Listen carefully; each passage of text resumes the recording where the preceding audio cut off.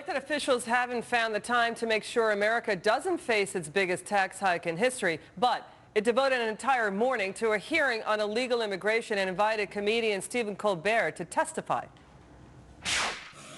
I participated in the UFW's Take Our Jobs campaign, one of only 16 people in America to take up the challenge. Though that number may increase in the near future, as I understand, many Democrats may be looking for work come November.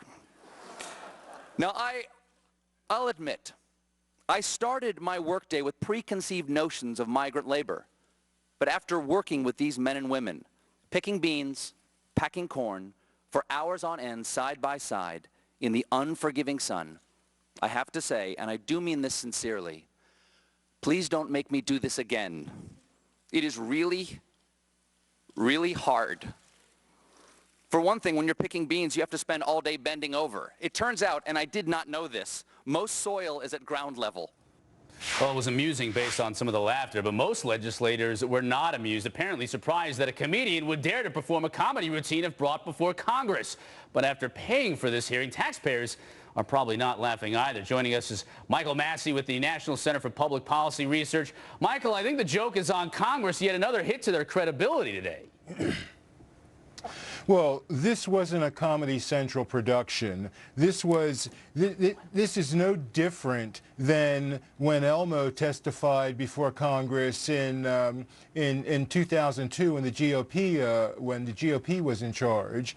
This is wrong. There's nothing else that can be said about it. This gesture, and Congress, I should say, should show more propriety and should show a more of a decorum for the office that they hold, and that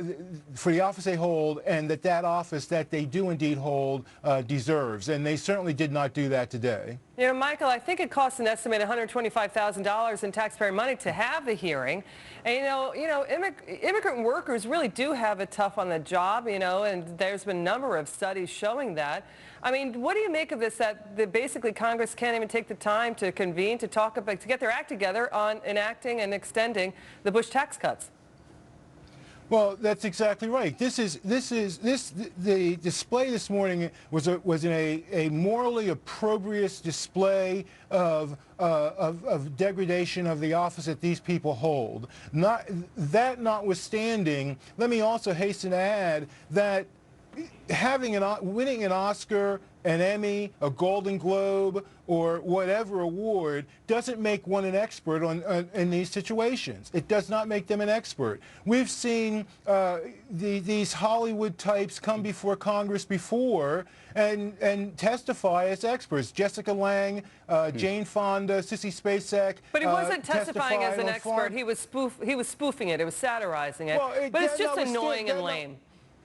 That notwithstanding, it would have been, it makes it even worse that he was there to waste $125,000 of the taxpayers' money for a spoof. If Comedy Central and Saturday Night Live want to be the shill for the liberal parties, then they should file as PACs with the FEC and save the taxpayers the money. Is there a bigger picture issue here, though, Mychal? Is there a bigger picture issue here with we've seen it with grandstanding every single time we see people in front of Congress, whether it's Geithner, whether it's Bernanke, whoever it might be, there are congressmen and women grandstanding, wanting to be on TV, wanting to show how tough I am, wanting to show how angry I'm going to be for my constituents. Isn't this sort of just the next step? I want to be buddy and elbow with somebody famous, and that's why Zoe Lofgren from California insisted that Stephen Colbert be there today.